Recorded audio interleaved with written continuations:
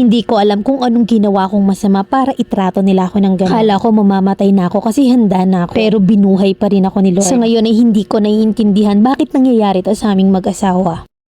Nung magjowa pa lang kami ng asawa ko, mabait naman yung pakikitungo sa akin ng family niya. Minahal ko sila at nire-respeto ko ng sobra. Nag-live-in muna kami ng asawa ko nung una. Okay rin naman yon sa family namin. Pareho kaming may work kaya kinaya naming lahat. Pero nung nag-start nang mawala ng work yung asawa ko, ako na yung lahat sa gastusin. Kinakaya ko pa naman pero sobrang hirap din. Pero pasalamat ako kasi sobrang bait ng asawa ko sa akin at ramdam kong mahal na mahal niya ako. May mga times na nag-aaway kami pero naaayos rin naman agad. Until nag-decide kaming magpakasal at civil lang yun. Dahil pandemic din naman nung time na naging yun. Okay naman yung lahat sa aming mag-asawa until one day nagkasakit ako, and since during pandemic yun, 1 month na hindi ako pinapapasok sa work dahil pabalik-balik rin naman yung lagnat ko at pananakit ng katawan ko. Kaya nag-decide kaming bumalik sa lugar namin sa Iriga. At dun kami tumira sa poder ng asawa ko. At dun na nagsimula ang lahat ng hindi magagandang nangyari sa akin. Since dun kami nakatira sa poder ng in-laws ko, ay ako lahat yung sumagot ng bills nila. Pati grocery, pagkain, wala nang natira sa sahod ko. Pero okay lang kasi nakikitira lang kami. Kinausap ko yung asawa ko na maghanap na ng trabaho, na which is okay naman sa kanya. Pero kinausap ako ng nanay niya na kung pwede daw na ako na lang yung mag-work at yung asawa ko'y alagaan na lang daw ako. Nung marinig ko yun, hindi ko alam if pwede ba akong magalit sa sinabi niya. Pero sinabi ko na lang na okay lang at wala naman akong magawa. So ang nangyari, akong lahat talaga. Ramdam ko yung pagod dahil wala akong katuwang sa mga bayarin. Naging madalas yung pag-aaway namin ng asawa ko kasi may mga times na hindi na talaga okay. At halos 1 year din kami din sa kanila. And isang araw nakatatapos pa lang namin maglaban ng asawa ko. Itong papa niya minura-mura ako na hindi ko alam kung ano ba yung nagawa kong mali. Oo, matanda na siya pero hindi ko alam bakit niya ako minumura-mura. Pinalayas ako sa bahay nila at ang sabi niya dinadabugan ko daw siya. Sa halos 1 taon kong pagstay sa kanila, never silang nakarinig ng reklamo sa akin. Kinaya kong lahat at yung respeto ko sa kanila ay nandun pa rin. Wala akong magawa nung time na yon kundi ang umiyak na lang. Tiniis kong lahat. Kinabukasan ay nag-decide kaming umalis mag-asawa at naghanap ng mauupahan. And since wala ngang work yung asawa ko, ako na namang lahat. Nagkabaon-baon kami sa utang kasi mahirap talaga. At nung naawa sa akin yung mama ko, kinuha niya kami. And ang share lang namin ay kuryente at pagkain. Kaya mula nun ay gumana ang buhay namin at nakaipon kami kahit konti. One time na narinig ko yung asawa ko at mama niya na magka-video call. At sabi ng mama niya na kahit naman daw noon kontra na siya sa akin. Pati yung kasal namin ay kontra siya kasi wala pa naman daw kaming anak. Sobrang galit ko sa asawa ko noon at inaway ko talaga siya. At doon ay nagalit na rin ako sa family niya kasi pinaplastik lang pala talaga nila ako noon pa. Until nabuntis na nga ako pero ang kapalit nun ay wala akong work. Kasi na-lay off ako dahil sa pagsasara ng company. Buti na lang may work yung asawa ko noon. At yung konting ipon ko is ginamit ko para sa check-up at gamot ko. Pero hindi yun kasya para sa pagbuntis ko. So nagtry ako maghanap ng work pero walang tumatanggap sa akin dahil nga buntis ako. Doon na ako sobrang na-stress kasi wala na kaming pera. Ayoko namang umasa sa mama ko kasi yung sahod ng asawa ko ay kulang na kulang pa. Nung mag-60th wedding anniversary, yung parents ng asawa ko, pinapupunta kaming mag-asawa. Pero sagot daw namin yung decoration at invitation para naman daw may ambag kami. Sinabi ko sa asawa ko na explain sa kanila na walang-wala kami. At isa pa doon ay buntis ako. Pero ang sagot ng ate niya sa amin saka na daw kami mag-ipon para sa baby namin. At unahin na daw muna yung ambag sa anniversary ng parents nila. Ayoko sanang magalit kaso ay dumagdag pa talaga yun sa stress ko. Kasi hindi ko alam kung saan kukuhanin yung pang-ambag namin. Bukod pa daw na inaway-away ako ng ate niya kasi yung mga utos niya ay hindi agad namin nasusunod. Palibhasa walang asawa at anak kaya hindi man lang iniisip yung pagbubuntis ko. Minura ako ng minura at inaway-away ako kasi gusto niyang lahat ng utos niya isundin namin agad. At dahil doon ay nagalit siya sa amin. Kaya ang ending hindi kami nakapunta sa anniversary ng parents nila. Since hindi nga kami nakapunta, naggalit na naman sila sa amin. Na bakit daw yung asawa ko'y wala doon na kahit naman daw ako'y wag na lang. At halos lahat ng kamag-anak nilang nagalit sa akin kasi sinaraan na rin ako ng ate niya. Sobra talaga yung stress ko no. Iyak ako ng iyak at sobrang galit ko, isinisigaw ko na lang lahat. Iniisip ko na lang na ano bang nagawa kong mali para itrato nila ako ng ganun. Hindi man lang nila iniisip na buntis ako. Sinasabi pa ng ate niya na kung ano man raw ang mangyari sa bibi ko, wala siyang pakialam. Kaya mula nun ay wala na rin talaga akong natirang respeto or pagmamahal sa mga in-laws ko. Till one day ay 8 months na yung baby ko sa tiyan at nag-seizure ako. Isinugod na ako sa hospital at na-CS ako. Ipinanganak ako si baby na maraming komplikasyon. After kong mga anak ay na-ICU ako. Pati na rin ang baby ko. Awang-awa ako sa sarili ko na at sa baby ko. And yes, ni isa sa in-laws ko walang dumalaw. Family ko lang yung nandun para damayan kami. After 3 weeks ay namatay yung baby ko at hindi ko na alam yung gagawin ko noon. Na parang gusto ko na ring mamatay noon. Hindi ko kinaya ang lahat ng nangyari sa akin. At nung dumalaw yung in-laws ko, nakaburol na yung baby ko. Except dun sa atin niya na nang away sa akin. Sila yung sinisisi ko bakit namatay yung baby ko. Until now, hindi pa rin kami okay kasi wala na rin akong planong makipag-ayos sa kanila. Minahal ko sila pero ganun yung balik nila sa akin. Hindi ko alam kung anong ginawa kong masama sa kanila para itrato nila ako ng ganun. Pasalamat na lang ako sa asawa ko at lagi akong dinadamayan. At hindi nawala yung pagmamahal niya sa akin sa kabila na nangyari sa amin ng family niya. Ako pa rin ang pinili niya. After malibing ng baby ko, nabinat pa ako. Akala ko nga mamamatay na ako kasi handa na ako. Pero binuhay pa rin ako ni Lord. Sa ngayon, hindi ko naiintindihan kung bakit nangyayari sa amin tong mag-asawa. At sana'y mapayuhan niyo ako, Mami Len. Letter sender, Rain ng Erika.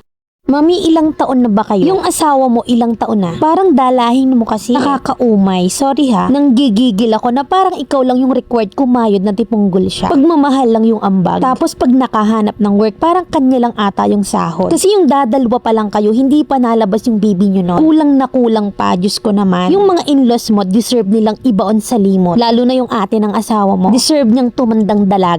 Ina niya. Ang purpose kaya hindi ka kinuha agad ni Lord para ipakita mo sa kanila na malakas ka. Huwag kang papaka-stress sa mga buwisit na yan. Huwag mo silang isipin, ibaon mo sila sa limot, cut ties. At yung asawa mo kung papanig pa sa in-laws mo, isama mong ibaon. May hindi sapat ang pagmamahal lang sa panahon ngayon. Hindi maibabayad ang pagmamahal sa mahal ng bilihin. Nanggigigil ako eh. Huwag na huwag kayo mag-aanak kung hindi sasapat. Awa mo na, maawa kayo sa bata. Big hug for you, pakatatag ka pa. May mga in-laws talagang ganyan, minalas kang tunay. Sa asawa mo, hindi ko ka pa kung sinuwerte ka ba talaga. Naduduwagan ako sa kanya eh. Sana hindi lang support, hindi lang love. Sana protection din. Hindi ko kasi dama sa kwento mo yung pagiging mandirigma niya eh. Na sana man lang sa huli siya yung pumunit ng sedula ng pagkaalipin. Sarap bangasan ng in-laws mo eh.